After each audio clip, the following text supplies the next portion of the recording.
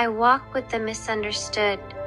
I do not walk alone, though it often feels that way.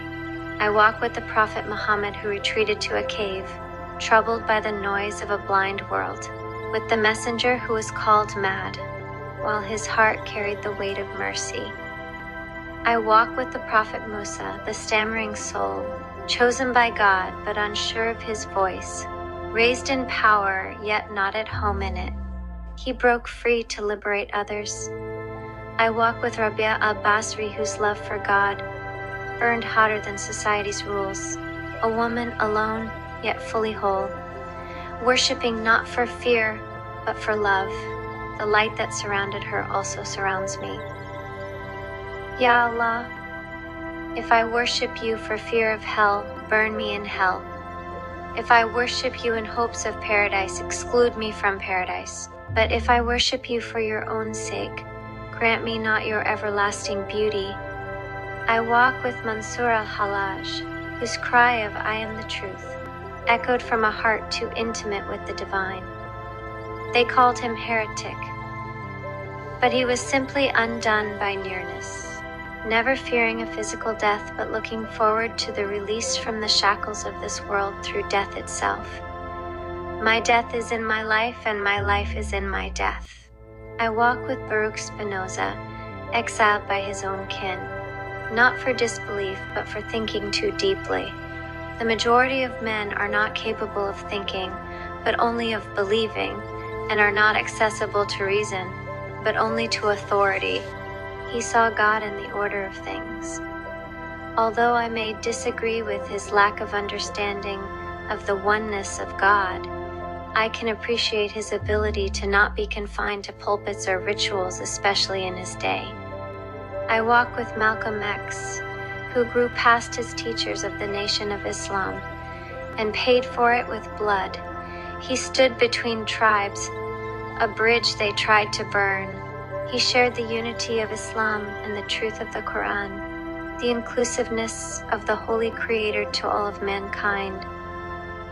I walk with those whose truths made others uncomfortable, with those who didn't fit, who didn't bend, who didn't belong, except to the Most High. So when I am silenced, dismissed, or alone, I remember the path of truth is often walked in solitude, but I am in sacred company. Will the pain get better? People often ask that question quietly when they think no one's listening, when they're curled up on a bathroom floor, or staring at the ceiling, or sitting in a parked car just trying to breathe. And I've asked it too, more than once. Will this pain ever go away? Will I ever feel normal again? Will I always be carrying this weight? The truth is, pain rarely disappears the way we want it to. It doesn't vanish overnight. It doesn't politely leave after a prayer, a fast, or a therapy session. Here's what I've come to know deeply through my own journey. Pain transforms. It shifts shape. What once was unbearable becomes something you can carry, not because you've grown numb, but because you've grown stronger. Over time, the sharpness dulls, not because the pain is less real, but because your soul has expanded around it. You've developed endurance, depth, compassion, not just for others, but for yourself. Sometimes we think healing means going back to who we used to be. True healing means becoming someone new, someone wiser, softer, fiercer, more aligned with the truth. I've learned that pain carves space inside you, not to stay hollow, but to be filled with things the world cannot give you: resilience, clarity, divine nearness. Yes, the Ummah might not understand you. Yes, your family might not see your struggle.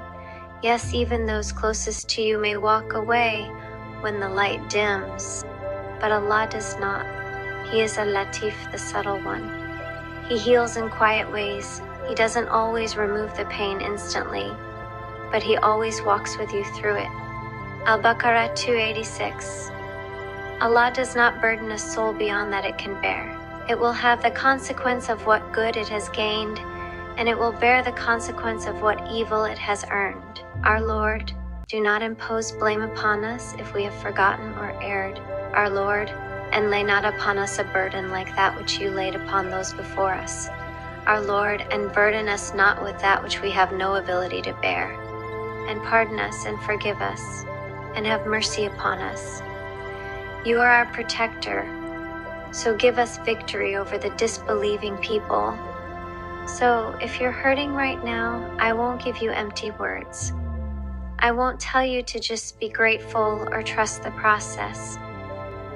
Instead, I'll tell you this: yes, it will get better, not because you'll forget the pain, but because it will no longer define you. Ashar 5:6, or indeed with hardship will be ease, because you'll be standing on what once crushed you with open hands, a softer heart, and a deeper knowing of who truly carried you through. And that is something no pain can ever take away. Thank you for listening. Writing has become a powerful outlet for me to express my thoughts, emotions, and reflections. It truly means a lot to feel heard and supported. If you're listening to this, I'd love to know you're here. Leave a comment below and let me know what you've been contemplating on. References to any other philosophers, theologies, and ideas that could help myself and others grow the consciousness is highly appreciated. Please don't forget to like and subscribe. This channel is still very new, and every bit of support helps it grow and unlock new features to bring you even better content in the future. Assalamu alaikum. Peace and blessings be with you always. And remember, the only true religion is the religion of truth.